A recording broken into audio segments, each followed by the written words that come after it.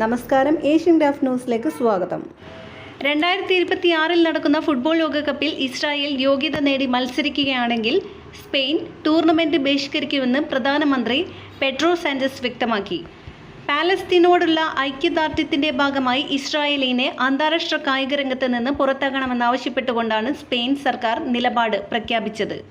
ഗാസയിൽ നടക്കുന്ന ആക്രമണങ്ങളും സാധാരണ ജനങ്ങളിലെ മരണങ്ങളും തുടർന്നാണ് ഇസ്രായേലിനെതിരായ കടുത്ത നിലപാട്.